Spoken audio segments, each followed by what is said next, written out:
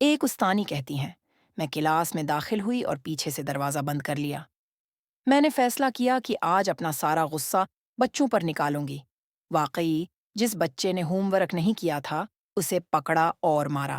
ایک بچے کو میز پر سوئے ہوئے پایا، اس کا بازو پکڑا اور کہا، تمہارا ہوم ورک کہاں ہے؟ وہ بچہ ڈر کے پیچھے ہٹ گیا اور لرزتے ہوئے بولا، بھول گیا ہوں، مجھے معاف کر دیں۔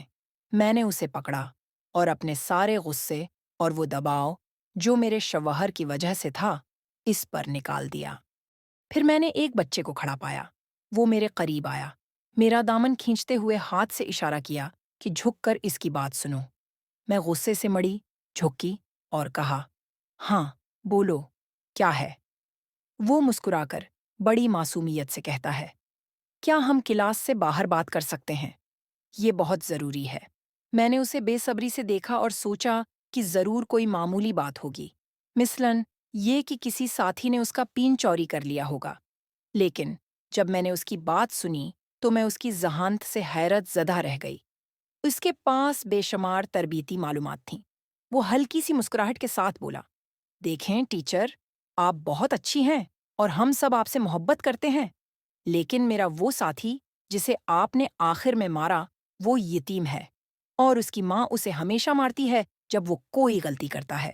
وہ اسے غلط طریقے سے تربیت دیتی ہے، اسی لیے وہ اکثر چیزیں بھول جاتا ہے اور ہر چیز سے ڈرتا ہے، یہاں تک کہ وہ ہمارے ساتھ کھیلنے سے بھی ڈرتا ہے کیونکہ اسے ڈر ہوتا ہے کہ ہم اسے ماریں گے۔ میں اس کا دوست ہوں اور ہمیشہ اس کے ساتھ رہتا ہوں۔ اس نے مجھے بتایا کہ اسے مار کھانا بالکل پسند نہیں۔ اگر آپ اس کا جسم دیکھیں تو آپ کو اس پر مار کے نشانات ملیں گے جو اس کی ماں نے کیے ہیں۔ پھر وہ بچے نے کہا، کیا آپ ہماری ماں اور مربی بن سکتی ہیں؟ اور براہ کرم جب آپ کلاس میں آئیں تو اپنا غصہ اور پریشانی باہر چھوڑ کر آئیں، کیونکہ ہم آپ سے محبت کرتے ہیں اور آپ سے بہت کچھ سیکھتے ہیں۔ میں حیرانی سے اسے دیکھتی ہوں اور کہتی ہوں، تم اتنے بڑے لوگوں سے کیسے بات کر لیتے ہو؟ تو وہ جواب دیتا ہے، میری ماں نے ہمیشہ مجھے اچھا گمان کرنا سکھایا ہے اور یہ بھی کہا ہے، تمہیں نہیں معلوم کہ سامنے والے کس حالت میں ہیں، اس لیے اپنا غصہ اور پریشانی ایک طرف رکھو اور ان کے ساتھ نرمی سے پیش آؤ۔ دنیا میں بہت سی تکلیف دہ چیزیں ہیں۔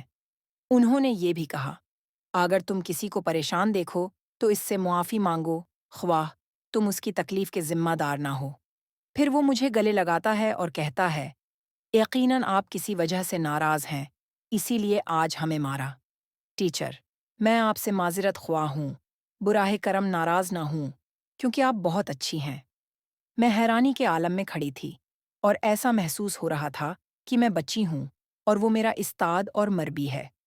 کیا آج ہے بھی ایسی تربیت ہوتی ہے؟ اور کیا ایسی مائیں موجود ہیں جو اپنے بچوں کی اس قدر عمدہ تربیت کرتی ہیں؟ میں نے اس بچے سے کہا، ٹھیک ہے، میں اسے کیسے مناؤں؟ تو وہ بولا، یہ لیں چاکلیٹ، وہ اسے پسند کرتا ہے۔ اگر وہ آپ کو معاف کر دے تو اپنے رب سے استغفار کریں اور سبحان اللہ و بحمدہ کہیں، تاکہ جنت میں آپ کے لیے ایک درخت لگے۔ میں نے کہا، جیسے دنیا میں درخت ہیں؟ وہ بولا، میری ٹیچر، جنت کے درخت دنیا کے درختوں جیسے نہیں ہوتے۔ میری ماں نے بتایا کہ جنت کے درخت کی پھل بہت نرم، بڑے اور شہد سے بھی زیادہ میٹھے ہوتے ہیں اور ان میں کوئی بیج نہیں ہوتا۔ میں نے پوچھا، انس، کیا میں تمہاری ماں کو کوئی تحفہ دے سکتی ہوں؟ وہ بولا، ہاں، مگر وہ ہمیشہ کہتی ہیں کہ آنس میرا تحفہ ہے۔ میں نے کہا، واقعی تم ایک بہت بڑا تحفہ ہو اور بہت پیارے بچے ہو۔ انس نے کہا، چلیں آئیں احمد کو منائیں، میرے پاس 5 روپے ہیں، اس سے چاکلیٹ خرید لیں اور احمد کو دیں اور کہہ دیں کہ آپ نے اسے اس کے لیے خریدا ہے۔ میں نے انس سے کہا، تمہاری ماں واقعی ایک عظیم خاتون ہے، وہ ہے جنت کی حقدار ہیں۔ وقت گزرتا گیا۔ مسریحام، آپ کیسی ہیں؟ میں نے مڑ کر دیکھا تو انس تھا، اب ایک جوان لڑکا آئینک پہنے کھڑا تھا اور اس کی ماں اس کے ساتھ تھی جن کے چہرے پر نور تھا۔ بعد میں انس کی ماں میرے لیے ایک تحفہ لے کر آئیں اور کہا، آپ انس کی استاد تھیں، یہ تحفہ میری طرف سے قبول کریں۔ آپ نے جو اچھائی ہے انس کو سکھائی، یقیناً اس میں آپ کا بھی حصہ ہے۔ میں نے حیرانی سے کہا، کیسے؟ وہ بولیں، الحمدللہ، میرا بیٹا اب ڈینٹل کالج میں لیکچرر ہے۔ میری آنکھوں میں آنسو تھے۔ میں نے کہا، آپ کا شکریہ، یہ ہدیے تو آپ جیسے لوگوں کے لیے ہیں۔ آپ سمجھتی ہیں کہ آپ نے صرف انس کی تربیت کی۔ حقیقت میں آپ کی تربیت نے مجھے بھی سدھار دیا۔ آپ کے بیٹے نے مجھے سالوں پہلے ایک سبق دیا جس نے میری زندگی بدل دی۔ اسی کے باعث میں نے اپنے بچوں کی اچھی تربیت کی اور میرا ازدواجی رشتہ بھی بہتر ہو گیا۔ حکمت: نیک بیوی معاشرے کی جنت بنانے کے لیے ایک مضبوط بنیاد ہے، اور گھریلو عورت کے کردار کو معمولی نہ سمجھیں کیونکہ وہ ایک پوری نسل کی مربی ہوتی ہے۔ اگر آپ نے کہانی پڑھ لی ہے تو صرف پڑھ کر نہ جائیں، اپنی پسند کا اظہار کریں اور لا الہ الا اللہ محمد رسول اللہ کا ذکر کریں، کیونکہ یہ ساتوں آسمانوں اور زمین سے زیادہ وزنی ہے۔